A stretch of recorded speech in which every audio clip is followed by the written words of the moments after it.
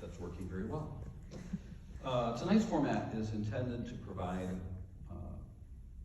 all of you and the community with the opportunity to ask questions that you have about the installation of the proposed cell tower here on the Eastern Campus. As such, we will not be taking public comment this evening. Instead, we will be using our time together to take questions that our panel of experts and our staff from the school facility are able to provide you with all the answers that you're seeking tonight. As you came in, hopefully you were able to pick up a question card with the help of Mrs. Davis, Mrs. Pratt, and Mrs. Brink. We will collect your cards, so we need you to write your questions out. We will collect your cards if you just raise them up for them to see, and then we will read them aloud, excuse me, and ask one or more of our panelists to provide an answer. Should there be duplicated questions, we will still read the question in all due respect to those who have asked, but we will then just refer back to the answer that was already provided if there's a duplicate question. I want to introduce our panelists tonight. Starting on this end, I have our new Director of School Safety and Security, Mr. Ryan Kimball. Then followed by him, Ms. Amy Pello is the principal of Eastern High School. Christine Yelding, the principal of Eastern Middle School. Corey Chaika is our new, welcome, our new school resource officer that works in collaboration with us through Kent County Sheriff's Department. Next to Corey is Peter McMillan. Peter represents SmartLink and Verizon.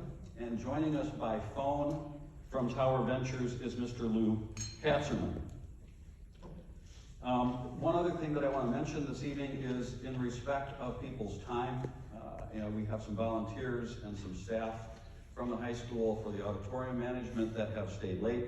We want to keep things rolling along efficiently, and so we will do our best to answer all of the questions with respect to all of your time and staff and volunteer times. All right, we are going to begin then, having done introductions, we're going to begin then with our questions that have been handed to me. Again, if you have additional questions as we go on, just raise it up and one of the collectors will come by and pick it up from you. So this first question this evening that I'm going to start with is from someone with no students in school, but a community member. Welcome. Since there is not 100% proof, even acceptable levels of exposure do not cause cancer, how can you even take the chance of that on innocent kids? Are there other locations for these towers?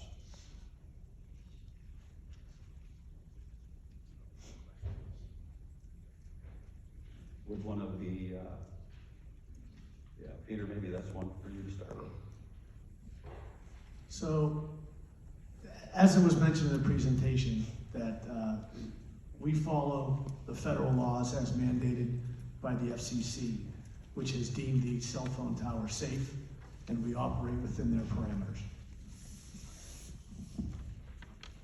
Okay. Anybody else have any additional comment? So this area has a unique topography, and that's one of the reasons why how the cell towers basically are line of sight, and that's the other reason for the need as far as the location goes. So we are limited to space, and this was chosen by the engineers from the tower company as the best location to get the best reception. On property or community? Best location. So for the line of sight piece, it'd be on property, which provides the best coverage. Based on the topography, as Mr. Kimball said. All right, next question. This individual has elementary and middle school students in our district. What health safety data, besides FCC exposure limits, have you reviewed that makes you confident that this tower is safe for children, staff, and the community in terms of the radio frequency?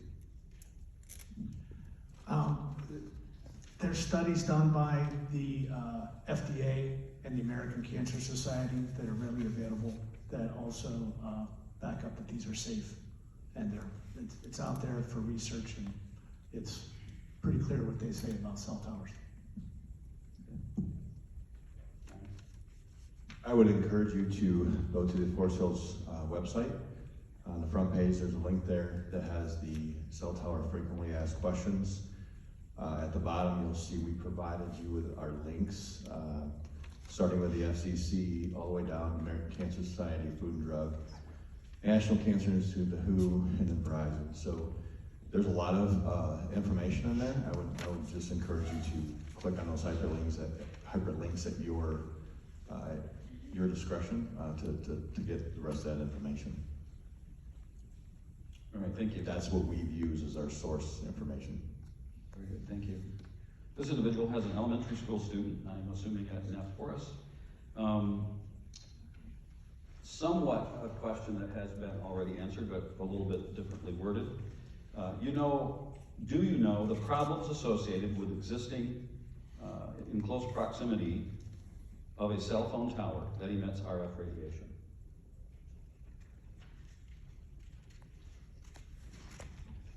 I mean, again, I'll defer back to the chart that we showed that the cell phone tower emits non-ionizing radio frequencies, which is different from ionizing radio frequencies, which again goes back to these frequencies are already out there. I mean, I'm looking at a Wi-Fi antenna right now, right in front of us. There's non-ionizing radio frequency waves going through this room right now. So back to my point, the FCC, the FDA have all deemed those safe. Thank you, Peter. An elementary school parent asks, do you have alternative locations that you have considered for a cell tower? I'll just leave my mic on, I don't want to keep turning it off. So, this area is essentially in a bowl. Okay, very beautiful community you have here. We drove around, and this is a very lovely town. We're in a bowl. As we had mentioned, all these cell towers are line of sight. So if you're out there on the road and you're on your phone and you drop a call, generally that's because the antennas lose sight of each other. So, and that's when you drop a call, right? It's like, generally it's about 2 miles-ish for coverage per tower. The reason why it's 2 miles is because these are powered so low, because that's mandated by the FCC to remain safe. So these things are powered very low, 2 miles-ish is the coverage area. And we're really at the, if you go, I believe, to the west on Pettis Road, just about 2 miles, there's another monopole. So if you want to know what it looks like, if you're heading out west on Pettis, go about 2 miles, you'll see one. This is what that'll look like. And that's right about, so this has to see that one to carry the call. It has to see the next one, has to see the next one. So that's why this area was selected. Thank you, Peter. Another elementary school student, our parent asked, can the distance concern to the neighbors be addressed, in effect, at least a quarter mile away from all of the neighbors? You kind of answered that with regard to the topography and the line of sight, but if you have additional. Well, I mean, just the other point I would make about, I mean, this area is where we're proposing is, I think, very well screened by, you have the hillside, going up to the hill is going to screen a lot of that. Again, I drove around, there's a lot of beautiful property here, a lot of beautiful homes. I think this is the ideal spot, and especially you're already kind of used to looking at a tower. You have the light standards at the football stadium. This is just going to be a light standard on steroids. Okay, this next question comes from a member of the community with no students in school. This is obviously a controversial topic. We recognize that as well. In our community, which law or laws give FHPS the authority to make a potentially harmful medical decision on behalf of the parents of FHPS students and the staff? Not sure who that would be best suited to be answered. I mean, the law, the federal law, the 1996 Federal Telecommunications Act allows for this. So, once it goes through federal, which has already been deemed approved and an essential service, then it defers down to local regulations. Very good. This member of the community has no current students, 6 former students, and live across from Forest Hills Eastern. Will FHPS be positioned to qualify for additional state, federal, or other grant monies if the proposed tower is built? If so, please give those details, which monies and dollar amount. Ms. Davis is our finance and assistant superintendent. She'll answer that question. Yeah. This isn't tied to, we need to do this in order to receive any state funding. This is not associated with any state grant that is out there. This is strictly, really associated to what we've known for a long time in this community, as well as, again, being highlighted in our safety and security audit that was performed by the third-party secure education consultants last year. All right, thank you. Another member of the community with former students in the community, in the Eastern community. Have any of you done any research into the negative and/or harmful effects of prolonged exposure to 5G cell tower radiation?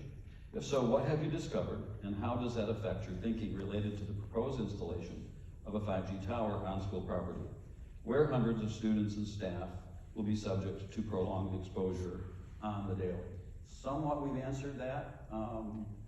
Perhaps, I'm gonna put you on the spot, Peter, you could talk about the requirements of distance away from buildings and that type of thing?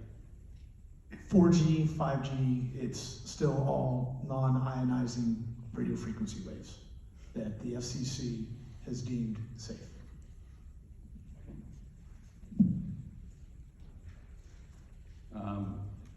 From a high school parent, why not just update the Wi-Fi? Cell over Wi-Fi.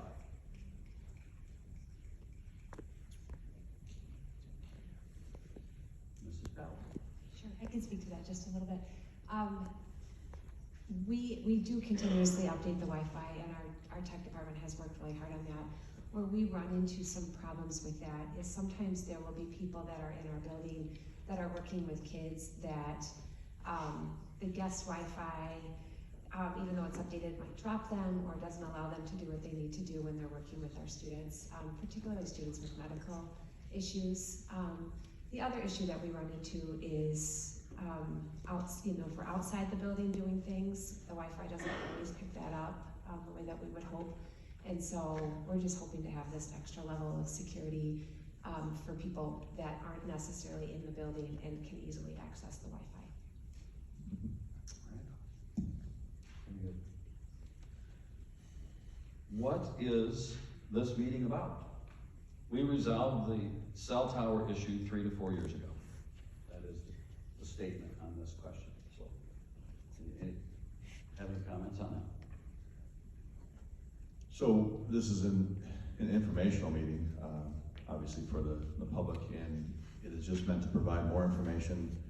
And I would say to reiterate and highlight that we've done our due diligence to do the research and provide the information for everything that's posted on our website, and working with the cell tower people. And going back to the need, the third-party consultant, there's definitely a need here, and there's limitations that we do have to take into consideration. All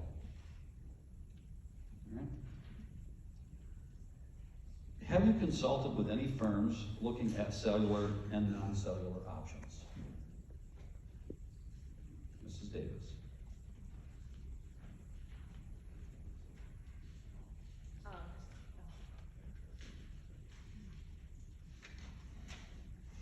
Yeah, so back in the end of 2016, we were trying to come up with a kind of a Band-Aid, and was a short-term solution inside the building. So we, our technology department, invited somebody in from AT&T to walk inside the facility and see what might be some options for that the district could use to try to boost the signal. So they came in and they did testing on connectivity levels all across the facility here, and then came back with a couple different ideas. One of those ideas was putting in an extender repeater, and you can find this on our frequently asked questions as well.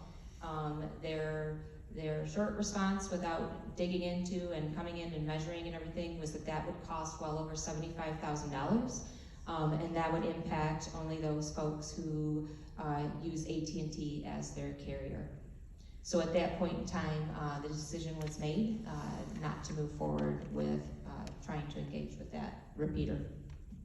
The non-cellular options, Julie? That's a cellular solution there. Right. No, we have not looked at any. Our internal option right now that we've been using is the Wi-Fi that we have in place. Next question. Would you be willing to entertain and learn more about a counter-proposal that can solve your safety problem faster and with non-cellular technologies?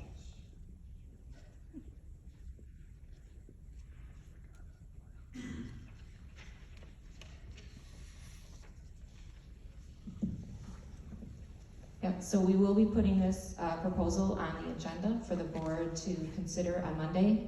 But if somebody in the audience has a proposal that they would like to submit to us with an idea, I can certainly look at it, but the board will be considering the cell tower lease at their meeting on Monday. How does one submit that idea before Monday's vote? Can you give me some details there? You can, if you've got that and would like to send it to me via email, I would do that. My email address is jdavis@fhps.net. Right. Guarantee that the board would get. Next question. Have you evaluated products like Aruba AirPass, a cellular roaming solution using Wi-Fi? This would eliminate the need for mobile devices to register since it would use your SIM card to authenticate. This means a seamless transition from cell to Wi-Fi.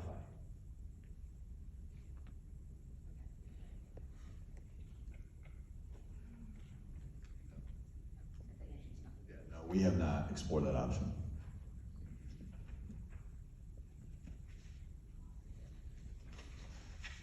Right? What is the plan if the Michigan bill being legislated right now, HB 4499 by James DeSana, passes and prohibits cell equipment within 1,500 feet of school property?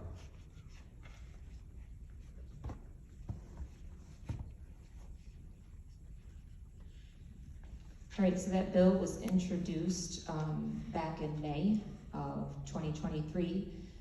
I believe it was referred to committee and has not had any movement. However, if there was activity, and the board approved this, and we were, building the tower, and the tower was in place for cells like other school districts in the state who have a cell tower would have to work with the state and whatever they're saying our next steps are.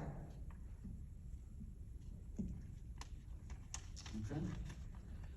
I'd like to know about safety research. How can you be confident in knowing that this is safe? What research are you utilizing? Who paid for / sponsored this research? Do they have a conflict of interest?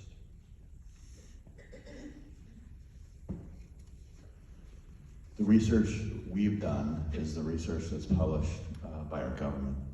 So everything listed again, just to restate on the website where the links are, we're going with the agencies from the federal government, and that's their research. That's the research we have done. All right.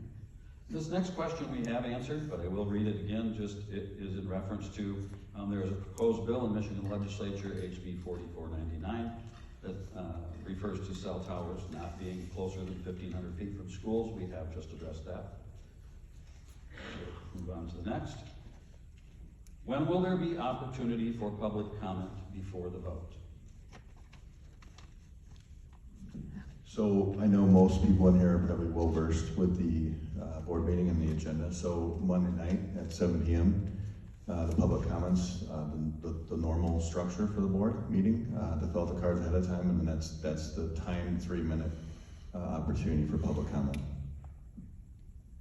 Just to add on to that, the structure of the board meeting has not changed, so public comment period at Monday's meeting will continue to be after the business portion. So the board will actually take the vote prior to public comment.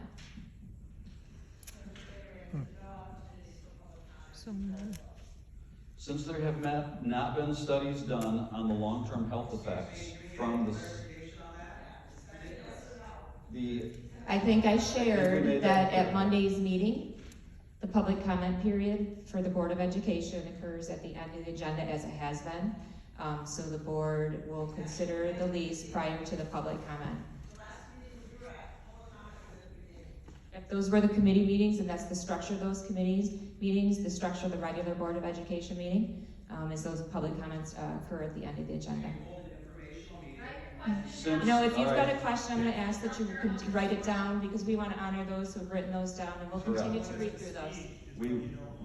We will maintain order, ladies and gentlemen, and we will follow the protocol that we set in place when we started the meeting this evening, and I will ask the questions that I have been handed. If you have questions, you have been told, please raise your hand with a question, and our collectors will bring them to the podium.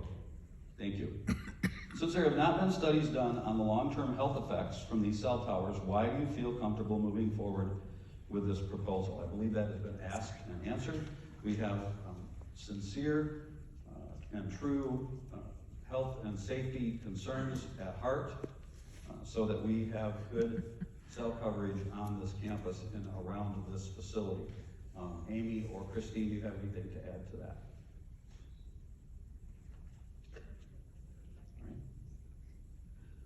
What is the point of adding something for safety if it is not safe? Our health and our children's health is the most important thing, and is being placed by the track where our children will be exerting energy, all while absorbing harmful energy. Peter. So this is very repetitive, but I do have a few stats that I'd like to throw out that I brought with me that might not necessarily address your concerns with the health and safety. And again, we just refer to the FCC and their standards. But as of 2020, there were over 400,000 cell sites in the United States. Buildings, water tanks, towers. These things are everywhere. And they've been everywhere. They started putting these towers up in the early 80s. As of 2022, there's 307 million smartphone users. That's 86% of all Americans use a smartphone. But just about everybody in here has one. As of 2022, approximately 70.7 US adults use a cell phone only, compared to 28.7% who use a landline. Again, that's 70% use a cell phone exclusively. And to our point about safety, over 80% of all 911 calls come from a cell phone. Very good. All right, this next question has somewhat of a statement, and also refers to the proposed legislation. So here's what it says. More than 250 scientists who have published over 2,000 papers and letters in professional journals on the biologic and health effects of non-ionizing electromagnetic fields have signed the International EMF Scientist Appeal, which calls for health warnings and stronger exposure limits. The question then is, can you explain what the 2021 ruling against the FCC was that was mentioned in the written Q&A about the court taking no standing? In 2021, the FCC was found remiss in not updating their 1996 guidelines to consider non-cancer evidence of adverse health effects, wireless technology, especially for children, and the long-term effects based on the ubiquity and the tech development since that time. That was a good lead. So they want to understand why the court took no position on that, I think. So, and again, I'm just going to read them gonna read this one because this is a little more specific for me, but the court made it clear that they didn't take a position in the scientific debate over the effects of RF. They only took issue with the fact that the adequacy of the FCC's reasoning and justification for closing the matter and not proceeding with the rulemaking. That's what the court ruling said. It had nothing to do with the science. Thank you. And I think this one will be best addressed by one of, or both of our building administrators. What is the written policy regarding cell phone use at Forest Hills Eastern?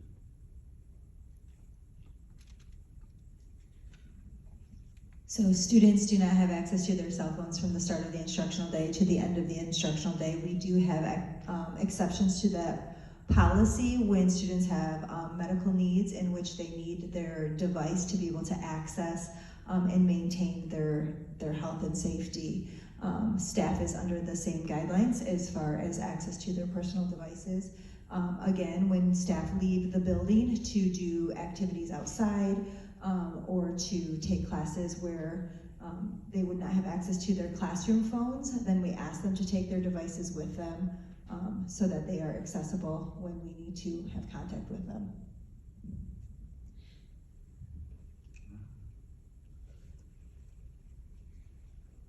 This question is, why just one town hall without public comment? Just 48 hours prior to the board voting on it. Seems like this is already a done deal. So, please correct me if I'm wrong, Ms. Powell. They have the administrators here have a newsletter that goes out on Fridays.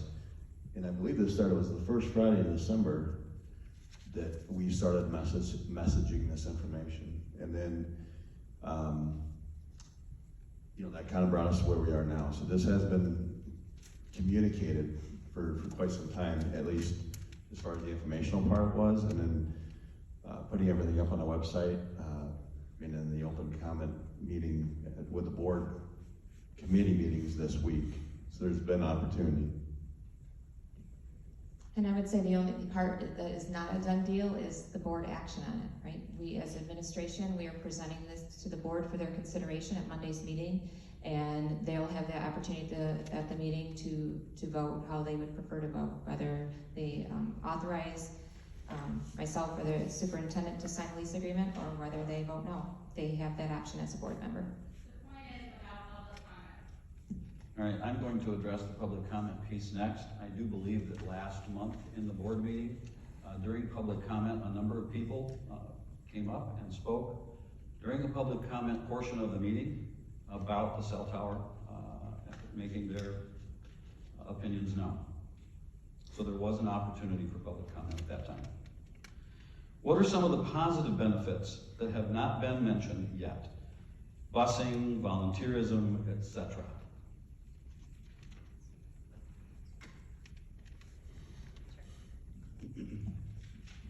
So as Julie shared, we have contracted workers who come and support our students who are not district employees and so do not have the same access to our Wi-Fi. So that is something that would be a benefit for them. Oftentimes, when parents come into the building for various reasons, they too do not have access to or have the ability to use their cell phones. And so it would not only be helpful and beneficial for those contracted workers, but as parents are on campus and need to continue to communicate, if you're ever sitting in a pickup line trying to figure out where your kid is, it would be nice to be able to have a message that goes through. So those types of opportunities are things that we are hoping that additionally are added benefits. I'd like to add some too, because I've been in this industry for 25 years, and yes, a lot of health and negativity concerns. My wife is an educator, so I wouldn't, it's nice to talk about some positive things about our business, because I wouldn't be in this business if I didn't think there were positives that help the community and things. One of the things I want to talk about is not just coverage. We've talked about the coverage of the area, but it's also capacity. So when you have a very weak signal and you don't have enough capacity to carry, right? You have 600-700 people at a football game. kid makes a great play and they're taking a video, well, they can't send that video out to grandma and grandpa who weren't at the game to see the video if they're not there. If they're sitting here and their child's in a play and they want to send a picture, you can't do that right now because you don't have the coverage or the capacity.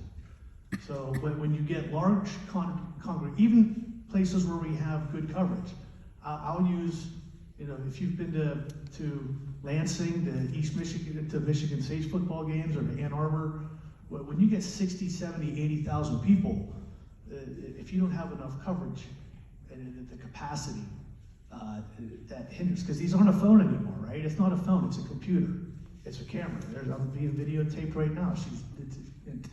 You need capacity for those, and for that you need antennas. And that's the way our society is. I read off those stats. We are an instant gratification society. People want to look up things. Those are some of the positives of what this can bring.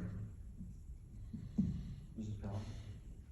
I would just add, simple or smaller issues that we've seen over the years that I think this would help remedy is, if kids are after school for practices, they're here for a practice or a game, and a parent is parked on the middle school side and the students at the high school side, and they can't connect because the parent's phone won't allow them to go through. There's been instances like that where they have a hard time getting a hold of their child, and it creates a little bit of chaos or fear for the student.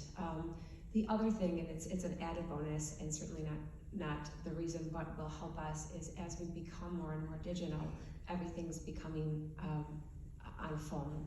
And so for us with athletic events, for example, once we get into the MHSAA seasons, every ticket's online now, and it's on a phone. And so we've had so many issues with events when people come here, they can't show their ticket. And as we enter more and more things like that, it becomes harder and harder for us to offer things to families because we're not able to connect in the manner in which we need to. I'll just dovetail, just those large sporting events, from a safety perspective, obviously, we have to have the capacity to call 911. So if there's an oversaturation in the tower with the degrading capabilities, you honestly can't do that. So that's a very big concern. When we're at these other events, we have to take into consideration other school districts, other families, other children, to be frank. And so all that comes into consideration with this. And if the emergency response time, there's golden, it's a golden window that they have if something does happen. If, worst case, if a child does have a heart attack or whatever that is, we have to be able to get in touch with our emergency responders. I would add one more dovetail to that from, I'll put my transportation director hat back on. And in fact, in a committee meeting earlier this week, I was talking with one of our board members, Holly DeBoer, and she asked kind of that question: what other things does having a signal or no signal impact? And at the time, I said, well, if you don't know, we have tablets on our buses that provide drivers with turn-by-turn instructions, and we're able to look up students and know where students are, and so on and so forth. And my initial response was, actually it works pretty well out in that area. I'm a little surprised, and I should not have said that to her, because that very afternoon, I sat at my desk watching our buses move around on the map and realized that a bus that I wanted to be somewhere was stuck in a single location and for several minutes. And by the way, that signal refreshes every 15 seconds. That bus was just stuck there, right out here on Pettis, because those tablets rely on cellular signal. And so the signal was not getting to the tablet enough to update that bus's location. And you might think, well, that's not a big deal, unless you're a parent with a child on that bus, looking for, at your Ride 360 app, hopefully you're using that, and you can't locate where the bus is with your child on it. Sure, you could pick up the phone and call us, but that's another one of the benefits I wanted to point out, is having that signal work consistently will be very helpful with that as well. Thank you for that question. How will the cell tower positively impact student experience at Eastern?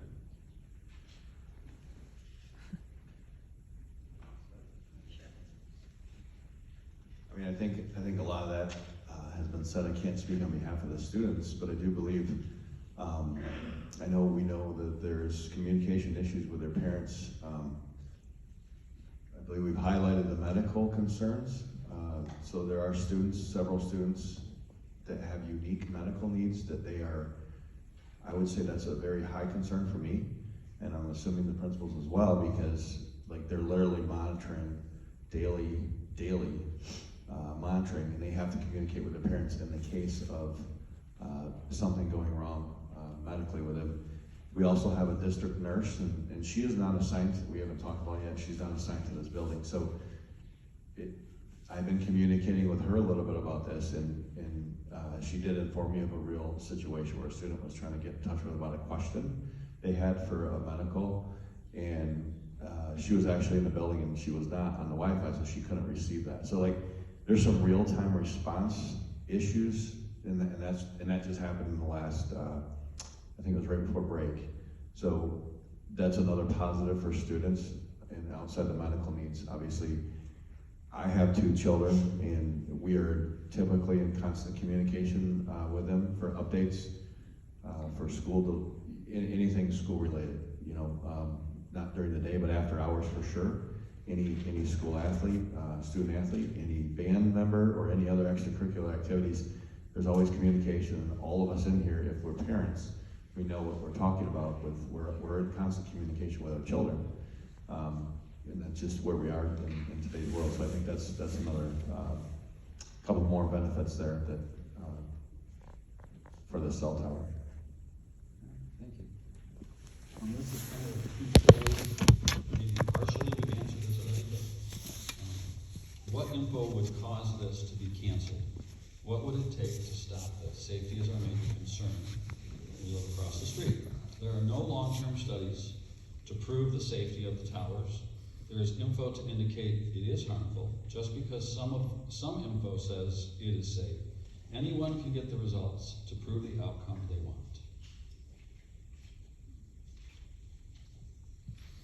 So none of us here are voting members, and we are here to provide, doing our due diligence to provide the information to the public and to the board members. And on behalf of them, we've done the research and to provide the community all the information that we can actually physically find. So I would again encourage you, there are studies out there, and click on our links on the website. Those are all the legitimate government sources that we are using to look at that information.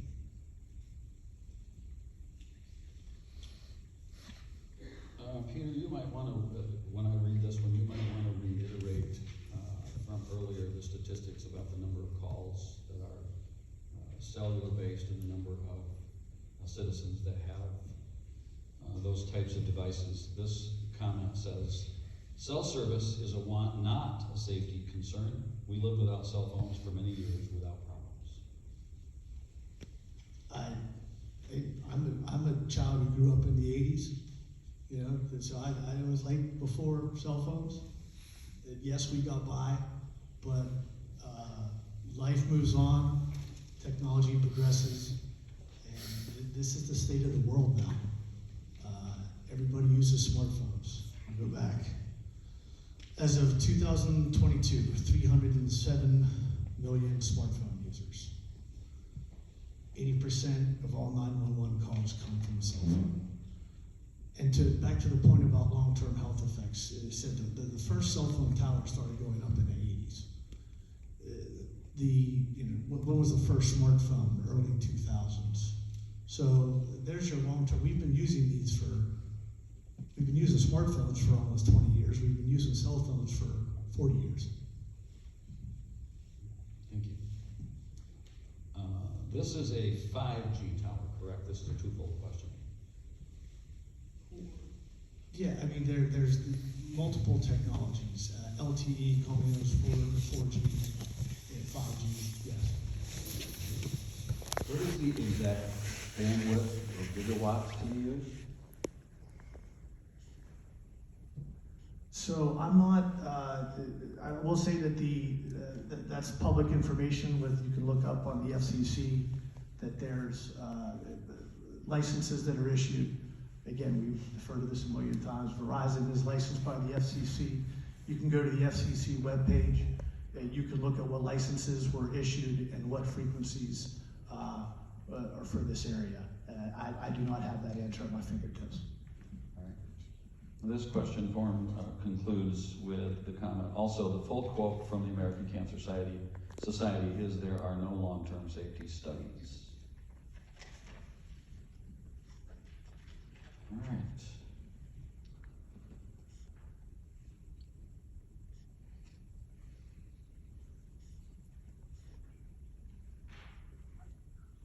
All right, I'll do my best with this one. German and Israeli research to date gives cause for concern.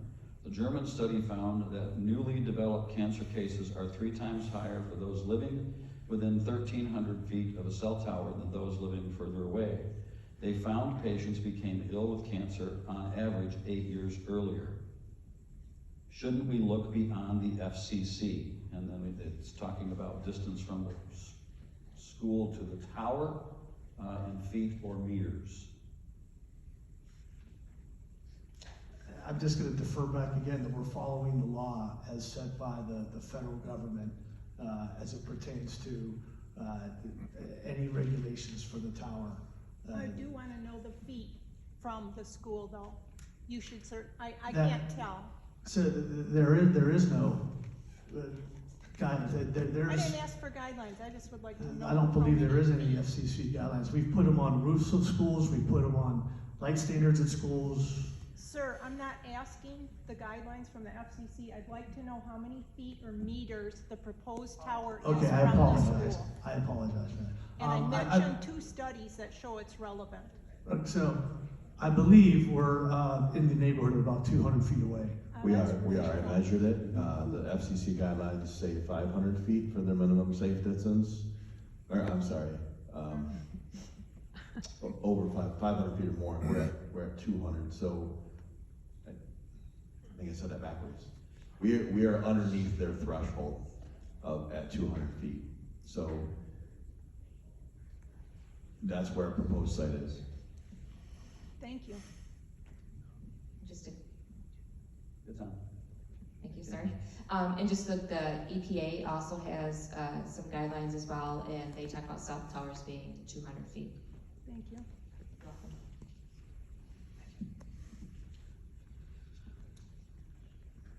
welcome. Please address the fact that current FCC exposure limits are based on data from 1996.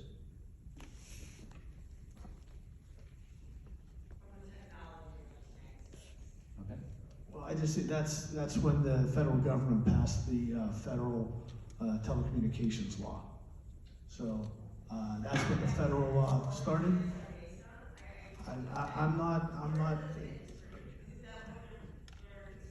I'm not here to debate. Excuse me? Excuse me.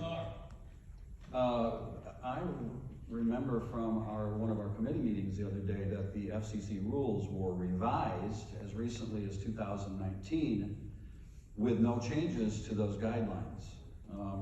If that's a helpful answer to the question, that's what I recall.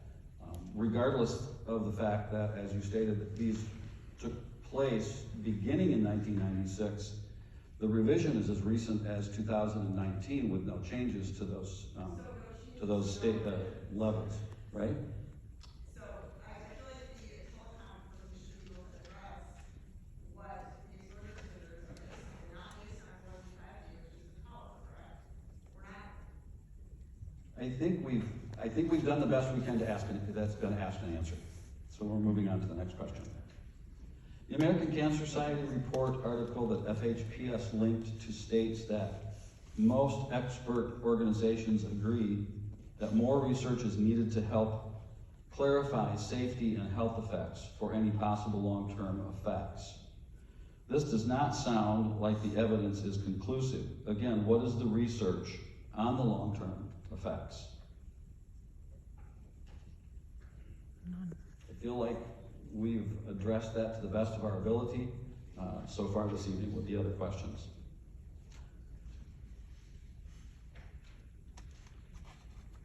All right, this question says, can the SRO and Ryan walk us through the safety benefits of having the tower based on the SEC report. We've kind of addressed that. I'm not sure, Ryan, if you have additional comments you'd like to make on that, or Corey? I'm sorry, did you say the SEC or the? The SEC report, so The the SEC Secure report. Environment Consultants report. Can the SRO and Ryan walk us through the safety benefits of having the tower based on the SEC report, their recommendation? Yeah, I mean, I think we're starting to repeat some of these answers. Mhm. They made recommendations. It's a neutral third party, and they had zero ties to Forest Hills or any cell towers. And those are some of the recommendations they made. All right, a similar question that we addressed a few moments ago. The state of New Hampshire listened to many experts from many fields in putting together its 2020 commission report on the long-term effect of 5G. Why are we, in an institution of public education, not questioning the dated 1996 safety guidelines, as did the US court in 2021, where it ruled that FCC did not provide a rationale for such outdated guidelines?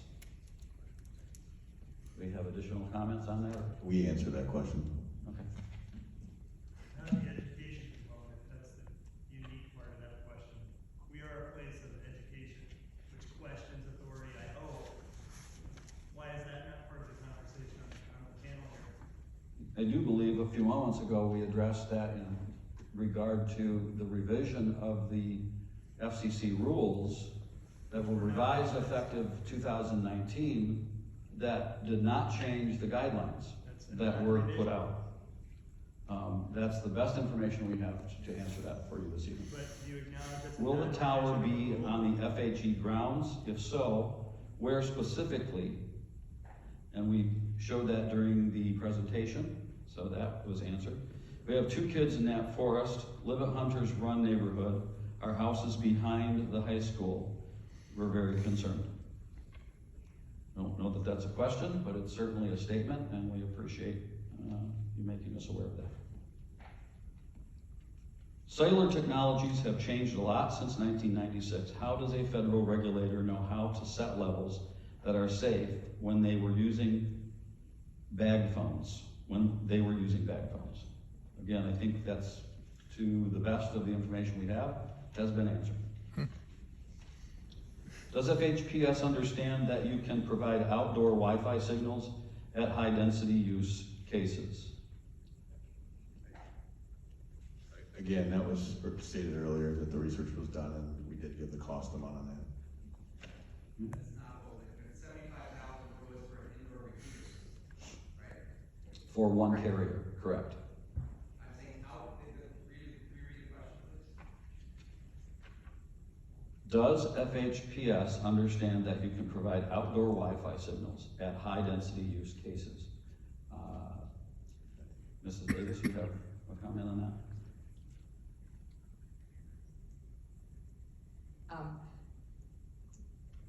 It doesn't sound like I was on, I'm sorry.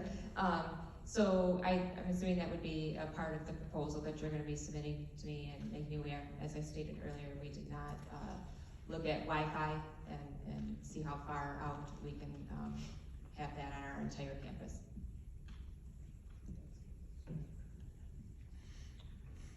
All right.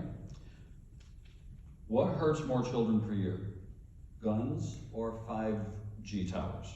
Rather, what has a higher chance of hurting a child? I'm not sure. Who wants to try to take that one?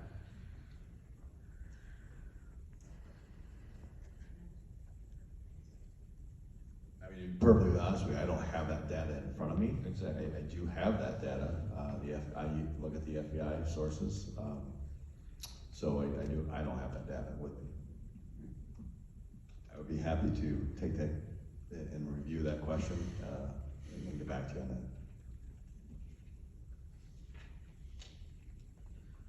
Do you find it appropriate that those who do not have a vested interest, or those who live here, should derail these plans? Could we get a show of hands how many people here live in FHPS? I would think that all of you live in FHPS, or you probably wouldn't be here.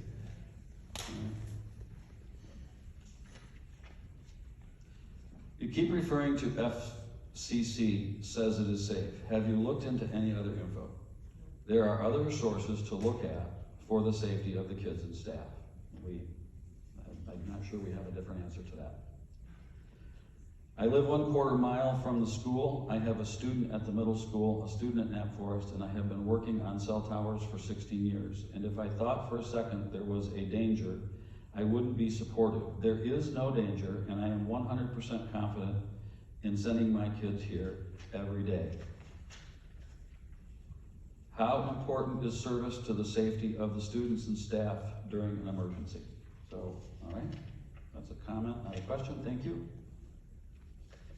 Are you aware that the FCC lost a landmark case in 2021, backed by over 11,000 pages of evidence showing the harmful effects on the body and the environment from pulsed and modulated RF radiation at non-thermal levels? The remanded levels that remanded the FCC to update their safety standards. Sorry, I was having trouble reading that one just a little bit. So we have answered that one, but as we said at the beginning, we want to read what is presented us. It's a twofold question. I completely understand the need to increase cell reception with the concern about distance 1,500 feet away from schools. Could you explore other areas to appease both sides of this issue? Also, the Verizon rep did just say there was a need to have towers every 2 miles for safety. That leads us to understand there is a safety issue if it is powered highs to reach further. As I understand, the EMF have a half-life that diminish the length, so distance does matter. Please explain the half-life as you understand it. I'm not sure what half-life, I'm not sure what that means.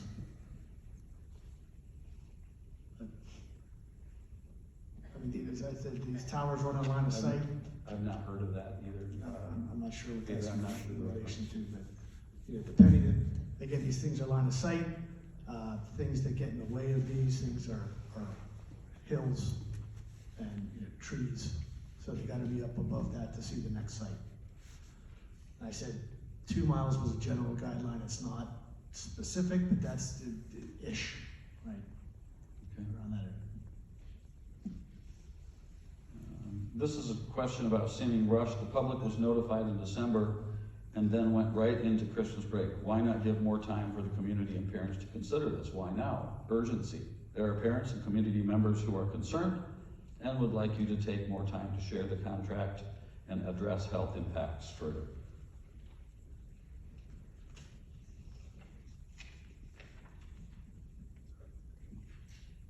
So back in March of 2023 at our Board of Education committee meeting, so it was not at the regular Board of Education meeting, but it was at the committee meetings that month, we did have a conversation and talk to the board that we were going to begin to explore the possibility of erecting a cell tower on Eastern's property, and that was as a result of some of the feedback that we had already received from secure education consultants who had walked the property for their security assessment. Since that time, I'd have to go back and look at my notes to be for sure, but I do believe we gave the board a cell update. I want to see maybe it was in August. And again, I'd have to go back and look at my notes just to be sure. So then when the board members were the chairs of those committees, so for example, in the finance committee, that's currently Mr. Mashad, he reports out to the full Board of Education at the regular meetings about what transpired at the finance committee meeting in this case. And so I'd have to go back and look to see if he mentioned that from his notes. We don't write the notes for them.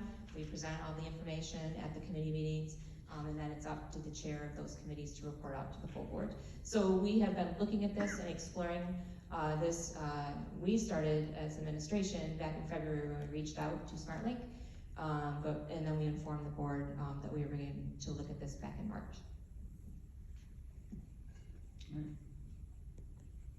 So there is an informational meeting and no opportunity for public comment before the vote. How is that including the community in this process? Comment, thank you, asked and answered. This community member, I believe, is a nurse. Why aren't other sources for health concerns being considered? You received a letter from the Environmental Health Trust citing lots of studies. Did you read that? And also, do you think is those source for journals? It sounds like they're looking for us to do additional research. I'll just say that, Daryl, that was written to the board, and the board does have a copy of that letter. Okay, very good, thank you. And my question was, did you read it, and what do you think of those health concerns?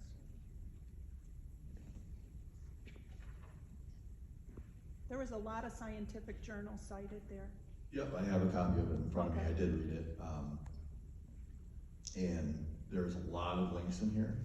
And I absolutely went through that and went through some of the other stuff.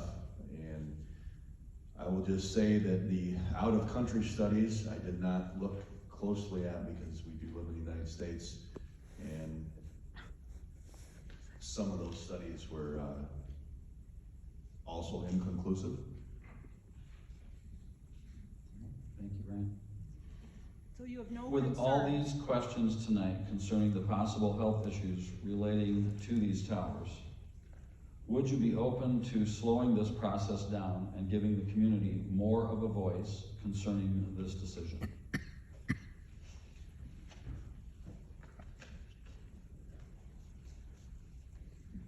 It is still our intention to put this on the agenda for Monday's Board of Education meeting for their consideration. Would those involved in signing the lease also sign a personal declaration of biological safety to assure the community that you'll go beyond being in compliance with guidelines that have been found lacking by the U.S. court in 2021?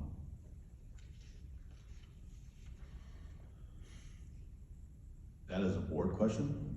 We're, again, to reiterate, we're not voting members here, we're just providing the information. I believe that's kind of how that question was written. Because I'm not authorized to sign that. The board has to vote on it. But who signs it is what that's referring to. So the board will vote on it, and then the board would ultimately sign on it. I thought, is that true? Well, on behalf of the board. Who actually signs it? Who actually signs? So if authorized, either the interim superintendent or myself would be the individuals who would So sign that lease question- agreement. That question, could you read that again to Julie, please? So no, you don't need to read it, so no, I will not be signing any declaration. Thank you. There we go, thank you. Can you provide an engineering report that demonstrates the gaps in signal coverage that requires the placement of this tower and antenna in this exact location? Are there any records of an emergency call that failed due to a signal coverage? So I think, Well, I wouldn't have the answer to that second part. right, But if this does get approved and does move to the next stage where we would have to go through the local municipality and go to the zoning board for that, at that time is when the propagation maps and studies are presented. okay.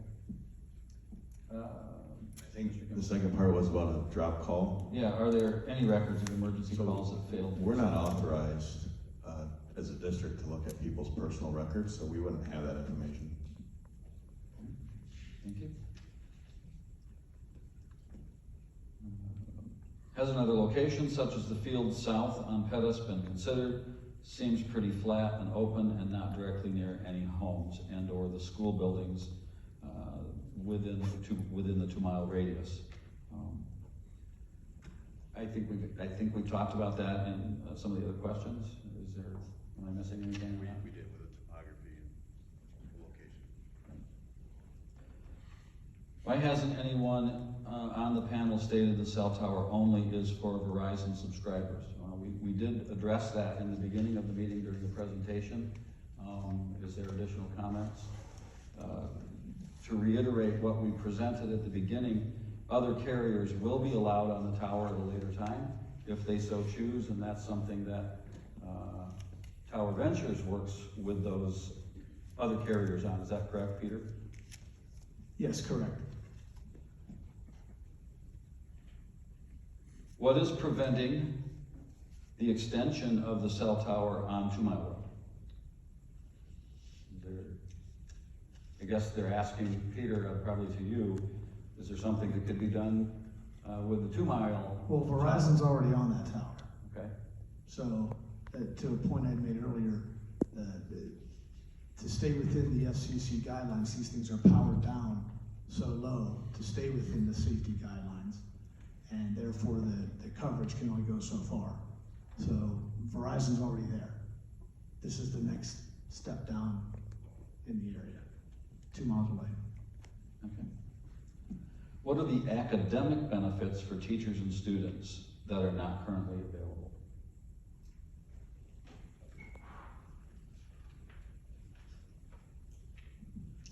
I'm not sure I wouldn't say there is a specific academic benefit. With our cell phone policy, obviously kids have to have them put away during the day, so they don't utilize their cell phones during the school day, and that is obviously intentional because we want them focused on what's going on in the classroom. This is more, I think, geared towards after-school events or in the event of an emergency.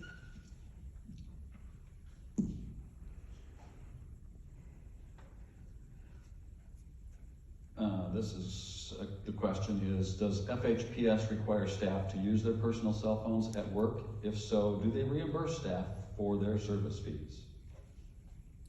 You? Mrs. Davis.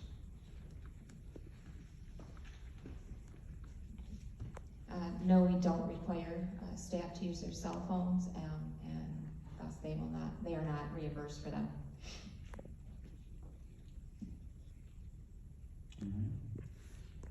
In the history of FHE, are any of you aware of a student or staff death or near death related to lack of access to 911?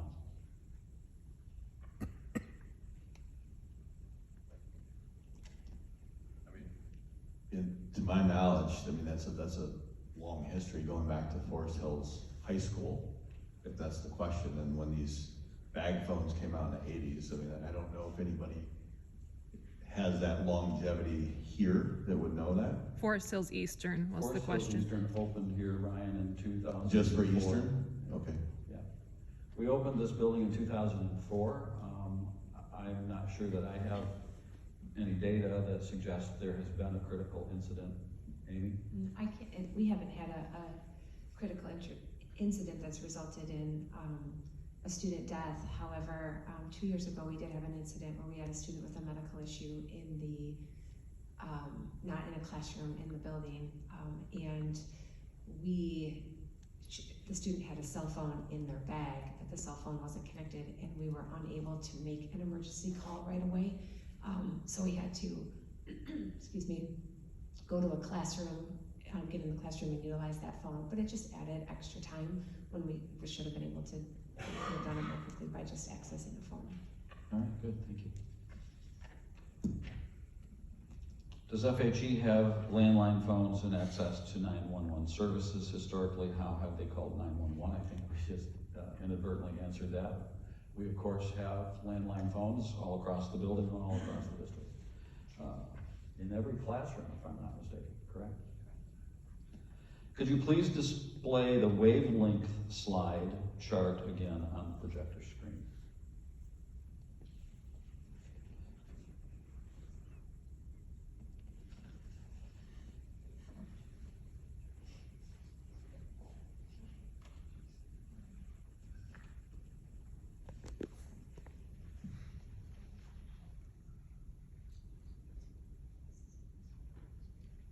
Is this the one? Whoever asked that, is that the slide you were looking for? All right. We can just leave that up there, I guess. So if there are no health concerns, will each of you who are responsible and accountable for this 5G cell near FHE sign off and take responsibility for medical injury or damage? from this 5G tower that might occur. I think we've asked, or that's been asked and answered. It's best we can say. I recently attended a college football game with 100,000 fans. Joined the university's Wi-Fi and turned off my cellular, made calls and FaceTime friends with zero cell on. Why are not we considering Wi-Fi?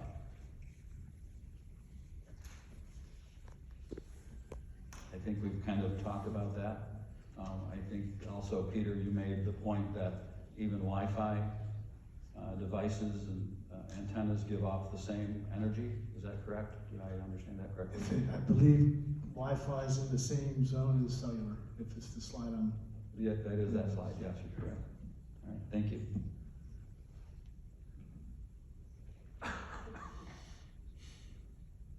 You keep saying that you notified us in emails from the school, yet Monday's community news email omitted this from the newsletter.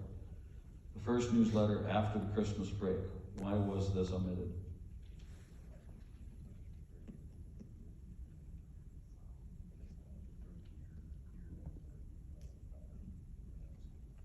I understand. I think, you mean the high school? There's one, we put out community news from the high school. It's directed specifically at the high school. And I don't know, typically that isn't in there. Those come in my Friday emails that I send out. So, and my emails only go to high school parents. I know Christine sent it in her emails to middle school parents, and those are in the Friday emails. And I think there were 3 or 4 of those that talked about this meeting in December, probably 3. Now I'm thinking about with the break in there. Thank you. Julie, will you promise to give the board access to an alternative proposal before the vote if it comes to your inbox by Monday?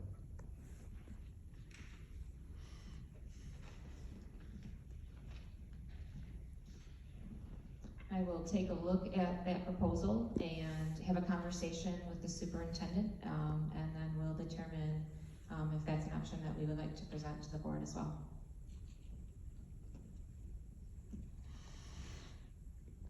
Could you explain 50% of rent for other carriers co-locating means in terms of dollars? And what implications does this have for the amount of RF it emits? What is the total RF in gigawatts? Is there a safety plan for monitoring this increasing RF as it increases? So first of all, these do not transmit on gigawatt, or it's megahertz. Gigawatt is mainly affiliated with microwaves. The round dishes, and that's gigawatts. These are millimeters. So again, so if another carrier comes on, if AT&T, if T-Mobile, again, they all follow the exact same guidelines as we do. So they all broadcast on different frequencies, and they all emit within the federal FCC guidelines for safety.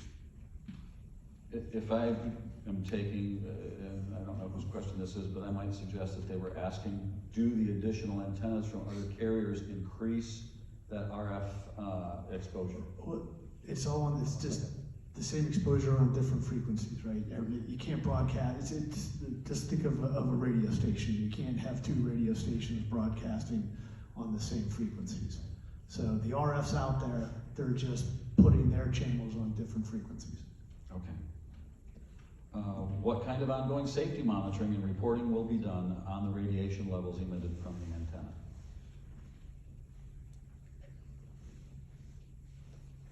I'm not sure if that's something that's typically done. Peter, do you have any insight on that type of thing? No. Our final question of the evening. Did you ask your students, parents, how they feel about their children being exposed to this type of radiation while they attend FHE?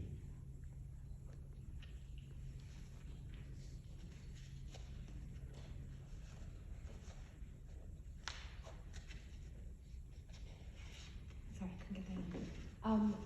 We brought it up up to our student advisory council, and they, it's obviously a conversation with kids that we have. We have a student advisory council here at Eastern High, and we talk with them about different things going on in the building, and so we had a conversation about it there. Because, obviously we want to know what they think and some of the barriers. And that's where a lot of them talked about the fact that it's hard sometimes after school, when they've had issues after school with reaching parents and communicating with them. And so we talked with them. And then just anecdotally over the years, we've had a number of parents give us feedback with their frustration with being able to communicate with their kids before and after school and the issues that it's caused with regard to the safety. All right, thank you, Mrs. Powell. So this is a comment. How did you inform the neighbors next to the school? We were not informed. You keep saying you've answered the safety questions, but you have not. We are not allowed to have rebuttal. We want more time to discuss and have valid safety concerns looked at. We don't want to hear we have addressed it. You have not. Okay?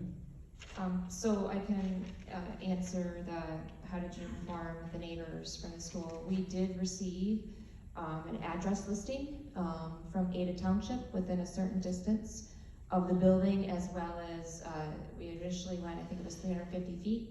However, we realized that maybe didn't cover all of Grand Valley Estates, for example, so we made sure that we covered that entire neighborhood.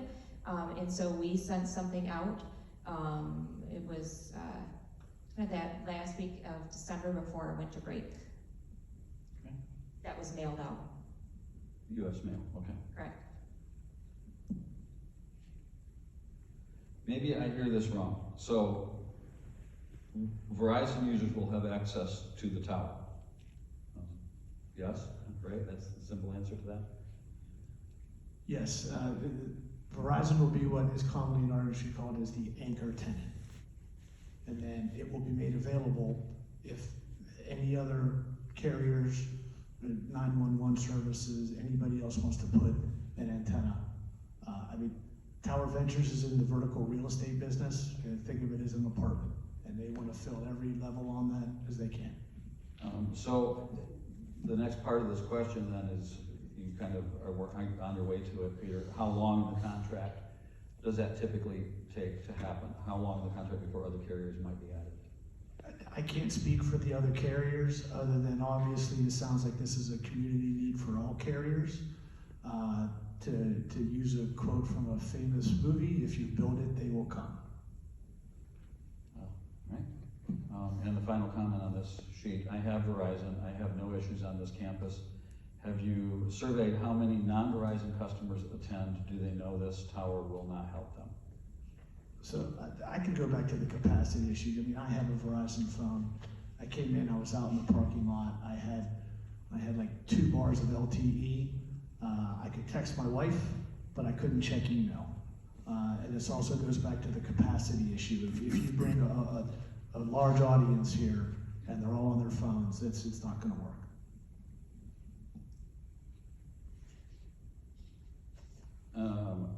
By the way, whoever asked that question, I am a long-time Verizon user, and I have in fact had periodic issues on this campus myself with communicating with my office, with communicating across the district with other administrators, and by standing in the Great Hall and not being able to send or receive texts, even when it was somewhat critical. So just add that. So I personally have experienced that, even though some of you may not as Verizon users. The next question, will the board see this presentation since it is recorded? I think the answer to that simply is yes. They are aware that we're having this meeting tonight, and one of the reasons that it is being recorded is so that they can have follow-up and be able to view it. And I think that they intend to look at it and review it as soon as possible, maybe over this weekend, in preparation for Monday night's board meeting. Then will the presentation video be on your website? Yes. So the slide deck that you saw tonight will in fact be available on the district website. That's all the questions I have, Mrs. Davis.